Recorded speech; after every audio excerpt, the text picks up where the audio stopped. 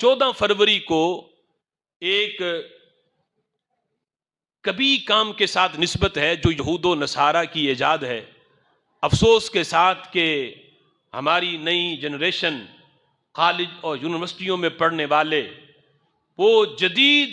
دور کے ساتھ کہ یہ ترقی ہے، معاذ اللہ اس بے غیرتی اور بے حیائی کو وہ ترقی سمجھتے ہیں، اور اس دن کو کہ جس کی ایجاد ہی ایک بے حیائی پہ ہوئی اور اس کی یاد میں وہ یہود و نصارہ اس بے حیائی کے دن کو مناتے ہیں۔ افسوس کہ ہماری اکثریت اسے جانتے ہوئے بھی اس دن کو اپنائے ہوئے ہے، اور اس دن کے اوپر جو یہود و نصارہ کی رسومات ہیں ان رسومات کو جو ہے وہ کیا جاتا ہے۔ وہ دن جسے ویلنٹائن ڈے جو ہے وہ دن کہا جاتا ہے، جس میں غیر محرم لڑکے غیر محرم لڑکیوں کو یعنی وہ جھوٹی اپنی عاشقی اور محبت کے طور پہ اسے پھول یا کوئی اور چیز جو ہے وہ تحفے میں دیتے ہیں۔ پہلے اس لحاظ سے یہ حکم جو ہے وہ سنتے جائیں کہ غیر محرم مرد کا کسی غیر محرم عورت یا غیر محرم عورت کا کسی غیر محرم مرد کو کوئی تحفہ دینا، اس کی شرعی حیثیت کیا ہے؟ بحر الرائق کے اندر یہ لفظ موجود ہیں، ما يدفعه المتعاشقان رشوة یجب ردها ولا تملکو۔ فرمائے کہ جو یہ جھوٹے عاشق آپس میں ایک دوسرے کے ساتھ جو ہے وہ دعوے کرتے ہیں کہ مجھے تم سے محبت ہے، کہ وہ محبت جس کی شریعت میں گنجائش نہیں، جس کی شریعت میں اجازت نہیں، فرمائے یہ دو متعاشقان، دو عاشق جو ایک دوسرے کو باہم لیتے دیتے ہیں کوئی چیز،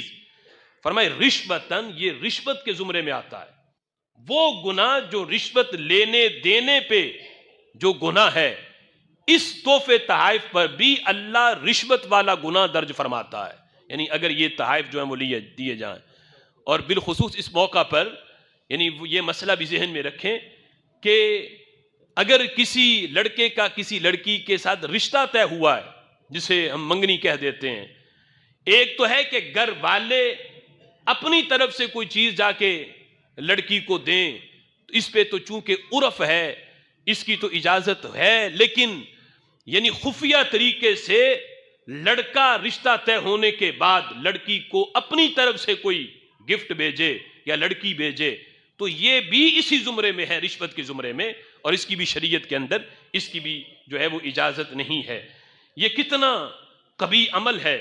کہ اس دن میں بے پردگی، بے حیائی اور بد نگاہی اتنی عام ہوتی ہے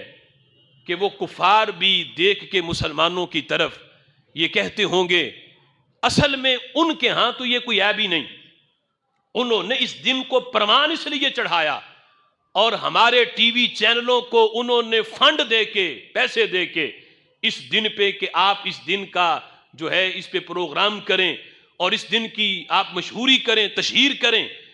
یہ ٹی وی چینلوں پہ باقاعدہ اب اس قسم کے پروگرام اس دن کے حوالے سے لگنے شروع ہو گئے تاکہ یہ خرافات مسلمانوں میں بھی عام ہوں، اور وہ زنا اور بدکاری اور بے حیائی کو یہ کچھ سمجھیں ہی نہ، اور اسے یہ فریشمنٹ سمجھیں، اور اسے یہ محض جو ایک تفریح سمجھیں، ان کے پیش نظر یہ گناہ رہے ہی نہ۔ نبی پاک علیہ الصلوۃ والسلام نے فرمایا، لعن اللہ الناظر والمنظور الیہ، کہ رب ذوالجلال دیکھنے والے پر بھی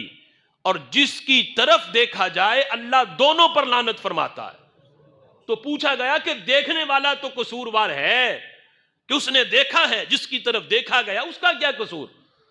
فرمائے لعنت کا وہ مستحق تب بنے گا کہ جب اپنے آپ کو دکھانے کے لیے اس نے پیش کیا، یعنی وہ بے پردہ کسی کے سامنے، غیر محرم کے سامنے وہ لڑکی آئی اور اس نے اپنے آپ کو دکھانے کے طور پہ پیش کیا کہ لوگ دیکھیں مجھے،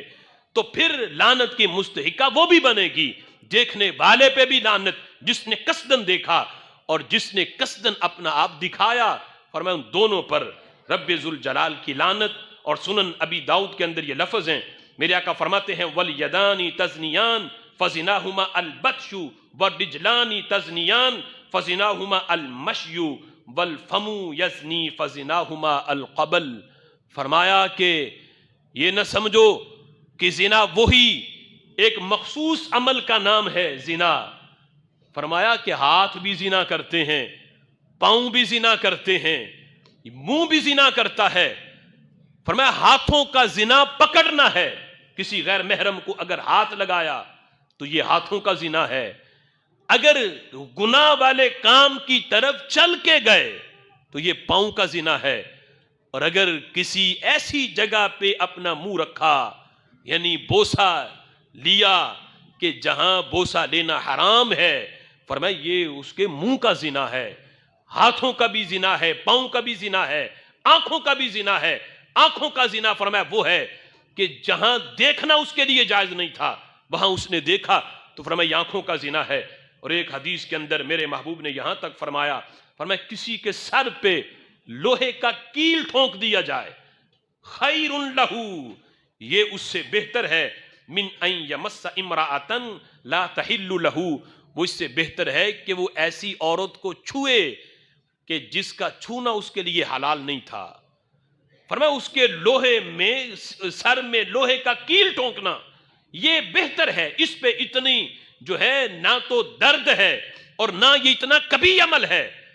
جتنا جہنم میں اسے اس عمل پہ عذاب ہوگا کہ غیر محرم کو ہاتھ لگاتا ہے اور اسے وہ چھوتا ہے. اور الزواجر میں میرے محبوب فرماتے ہیں ایاکم والخلوۃ بالنساء والذی نفسی بیدہ ما خلا رجل بامرأۃ الا دخل الشیطان بینہما. فرمایا کوئی بندہ کسی غیر محرم عورت کے ساتھ خلوت اختیار نہ کرے. فرمایا اگر اس نے کسی غیر محرم عورت کے ساتھ خلوت اختیار کی یعنی تنہائی غیر محرم عورت کے ساتھ اختیار کی، فرمایا داخل الشیطان بینہما، ان دونوں کے درمیان پھر تیسرا شیطان ہوتا ہے، شیطان داخل ہو جاتا ہے. اور فرمایا مٹی اور بدبودار کیچڑ سے خنزیر جو ویسے ہی نجس العین ہے، پھر مزید میرے محبوب نے فرمایا خنزیر جو پہلے سے نجس العین ہے وہ خشک بھی بظاہر اس کے جسم پہ نجاست نہ لگی ہو، جسم خشک ہو، وہ کسی کے بدن کے ساتھ لگ جائے پھر بھی بدن ناپاک کر دیتا ہے. لیکن فرمایا حالانکہ کتے کی یہ صورتحال نہیں، کتے کے جسم پہ اگر بظاہر نجاست نہیں لگی، خشک ہے، کسی کے کپڑوں کے ساتھ لگے گا وہ کپڑے نجس نہیں کرتا. خنزیر ایسا نجس العین ہے اور یہ واحد ایسا جانور ہے بظاہر جسم پہ گندگی نہ بھی ہو پھر بھی کسی کے ساتھ لگے تو یہ ناپاک کر دے گا. فرمایا ایسا خنزیر کے جس کے جسم پہ بدبودار کیچڑ لگا ہو، میرے آقا فرماتے ہیں وہ کسی سے ٹکرا جائے، اس میں اتنی قباحت نہیں ہے جتنی قباحت اس بات میں ہے کہ کسی بندے کا کاندھا جو ہے کسی غیر محرم عورت کے ساتھ لگ جائے. اب ہاتھ کی مثال نہیں دی، ہاتھ ہے قصدن لگانا اور کندھا ہے اچانک بھی لگ جانا. تو سوچو کہ جو بازار میں چلتے ہوئے اچانک کندھا لگ جائے، وہ بدبودار خنزیر اگر بندے کے ساتھ ٹکرا جائے تو اس میں اتنی قباحت نہیں جتنی قباحت غیر محرم عورت کے ساتھ کندھا لگنے سے ہے. تو سوچو کہ جو بندہ قصدن ہاتھ لگائے اور ہاتھ ملائے غیر محرم کو وہ کتنی بڑی قباحت ہوگی. ایک تو اس لحاظ سے یہ کبھی عمل ہے، اس دن یہ عمل کرنا، یہ سارے اس دن یہ کام ہوتے ہیں اور کالج یونیورسٹیوں کے اندر باقاعدہ اہتمام کر کے یہ پروگرام کیے جاتے ہیں. ایک تو اس وجہ سے قباحت، دوسرا یہ عمل یہود و نصارہ کے ساتھ اس میں مشابہت ہے.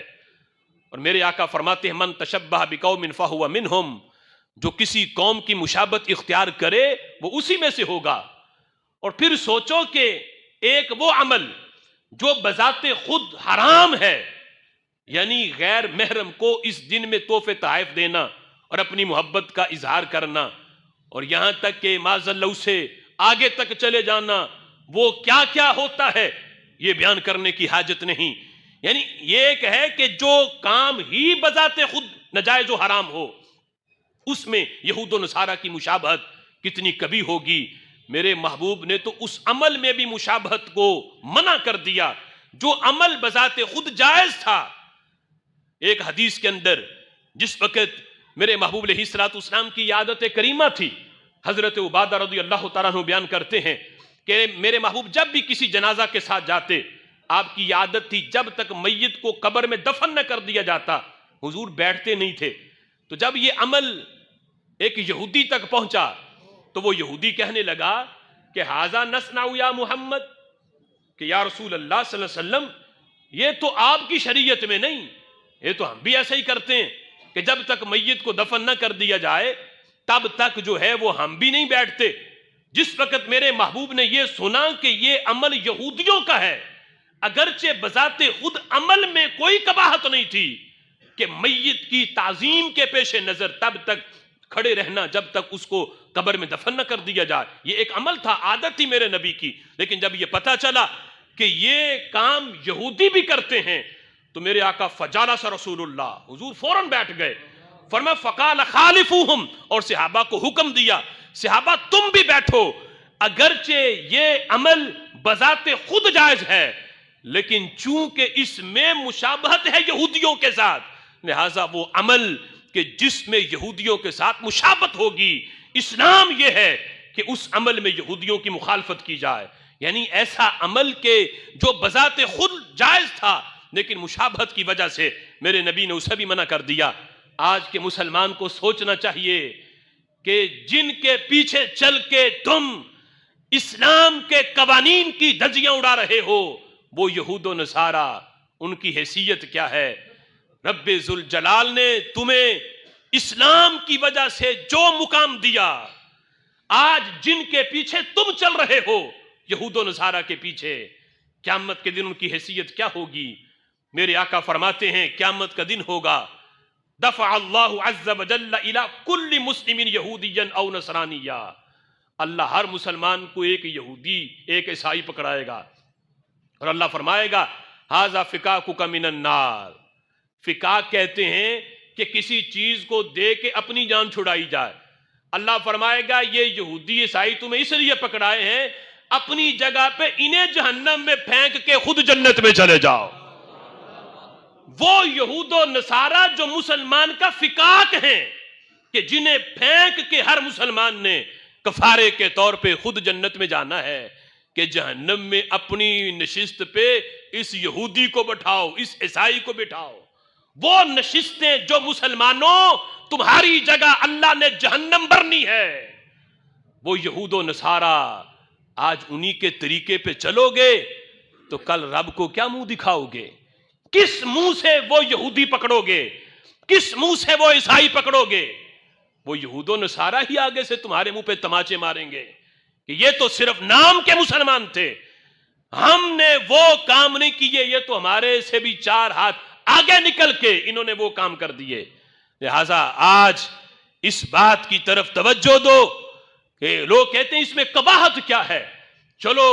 ہم جناب وہ اپنی معشوقہ کو نہیں دیتے، بیوی کو دے دیتے ہیں وہ پھول، یا جناب ماں کو دے دیتے ہیں، تو اس دن ہی خاص کیوں؟ اسلام نے نہ فادر ڈے مقرر کیا، نہ کوئی مدر ڈے مقرر کیا، نہ کوئی چلڈرن ڈے۔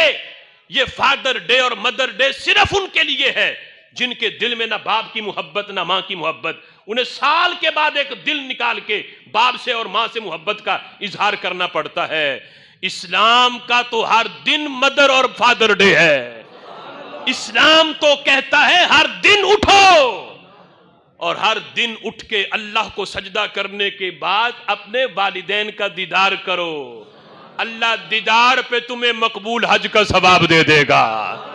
اسلام نہ سال کے بعد فادر ڈے کا انتظار کرتا ہے نہ مدر ڈے کا انتظار کرتا ہے، یہ کہتا ہے دن میں جتنی بار بھی دیکھو اللہ ہر نظر پہ حج کا ثواب دے گا۔